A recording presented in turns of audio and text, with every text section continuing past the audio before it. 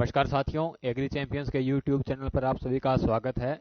आज हम लोग डिस्कशन करेंगे कि एफपीओज यानी फार्म प्रोड्यूस ऑर्गेनाइजेशन क्या है, और इसके अलावा भारत सरकार द्वारा 10,000 नए एफपीओ बनाने और उनके प्रमोशन के लिए एक नई सेंट्रल सेक्टर स्कीम लॉन्च की गई है। हम लोग उसके हाइलाइट्स देखेंगे और ये स्कीम क्यों लॉन्च की गई, इस स्कीम का मुख्य लक्ष्य क्या है, क्या इसका उद्देश्य है और किन लोगों को और किस प्रकार इस योजना का फायदा मिलेगा, उन सभी पॉइंट्स के बारे में डिस्कशन करेंगे। और इसके अलावा इस योजना को इम्प्लीमेंट करने वाली एजेंसियों के बारे में भी हम लोग देखेंगे कि कौन कौन सी एजेंसी जो है उस स्कीम को इम्प्लीमेंट करने में हेल्प करेगी।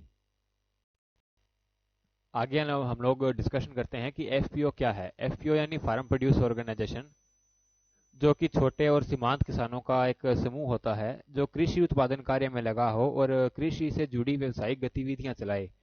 और कुछ किसान एक समूह बनाकर इसे एक कंपनी एक्ट में रजिस्टर भी करवा सकते हैं। एफपीओज के गठन को और बढ़ावा देने के लिए small farmer agri business consortium और नाबार्ड जो है वो संयुक्त रूप से मिलकर काम कर रही है। और small farmer agri business consortium और नाबार्ड के कुल मिलाकर 5,000 से अधिक एफपीओज रजिस्टर्ड है। और मोदी सरकार इसे और बढ़ाना चाहती है, इसलिए अभी एनसीडीसी यानी कि नेशनल कोऑपरेटिव डेवलपमेंट कॉरपोरेशन जो है उसे भी इसकी जिम्मेदारी दी गई है। और मोदी सरकार द्वारा इस योजना को शुरू करने का मुख्य लक्ष्य जो है वो 10,000 नए एफपीओ बनाना और किसानों को और अधिक किसान उत्पादक संगठन उत्पादन बनाने के लिए प्रेरित करना है। और इस योजना की शुरुआत जो है वो फरवरी 2020 में उत्तर प्रदेश के चित्रकूट से 6865 करोड़ रुपयों के बजट के साथ की गई थी और फरवरी 2021 में जो है इस योजना की प्रथम वर्षगांठ भी मनाई गई थी। और आगे हम देखते हैं कि इस योजना की शुरुआत जो है वो क्यों की गई है।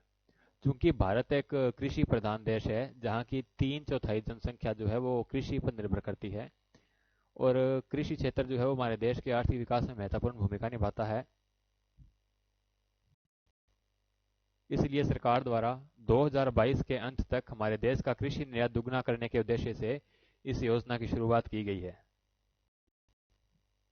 चूंकि हमारे देश में लगभग 86% किसान जो है वो लघु और सीमांत किसान है और एफपीओ भी लघु और सीमांत किसानों का एक समूह होता है, इसलिए इस योजना का लाभ जो है वो इन सभी किसानों को मिलेगा।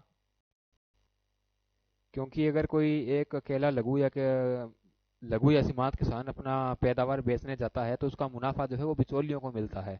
जबकि एफपीओ सिस्टम में किसान को उसके उत्पाद के अच्छे भाव मिलेंगे क्योंकि बार्गेनिंग जो है वो कलेक्टिव होगी।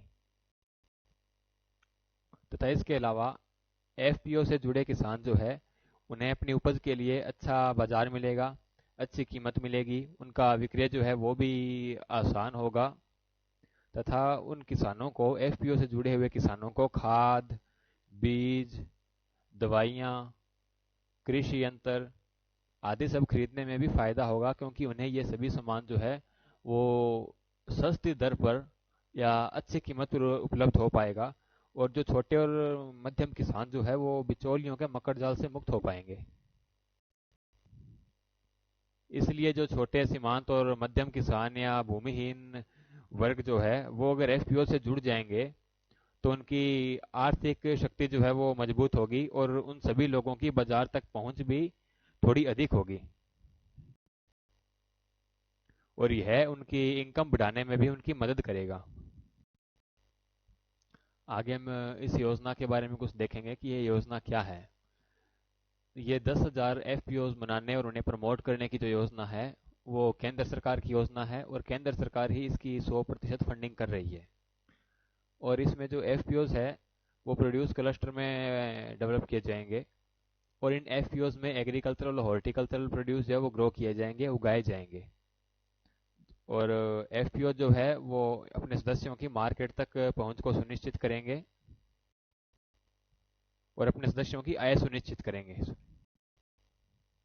इसके अलावा भविष्य में स्पेशलाइजेशन को प्रमोट करने के लिए one district one product cluster भी बनाए जाएंगे। और हमारे देश के कृषि और किसान कल्याण मंत्री जो है श्री नरेंद्र जी तोमर, उनके अनुसार 2019-20 से लेकर 2023-24 तक ये 10,000 एफपीओज बनाए जाएंगे, जिससे किसानों की आर्थिक स्थिति मजबूत होगी। और इस योजना के अंतर्गत जो एफपीओज है उनका उनका फॉर्मेशन एंड प्रमोशन जो है वो कुछ इम्प्लीमेंटिंग एजेंसियों की सहायता से किया जाएगा।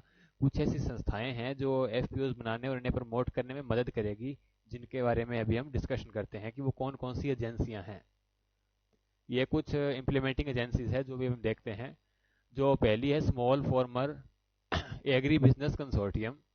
दूसरी एजेंसी है national bank for agriculture and rural development यानी नाबार्ड। उसके बाद है नेशनल कोऑपरेटिव डेवलपमेंट कॉरपोरेशन यानी कि एनसीडीसी। उसके बाद है north eastern regional agricultural marketing corporation limited यानी NERAMAC। उसके बाद है small farmers agri business consortium Haryana. उसके बाद है national agricultural cooperative marketing federation of India यानी कि नेफेड।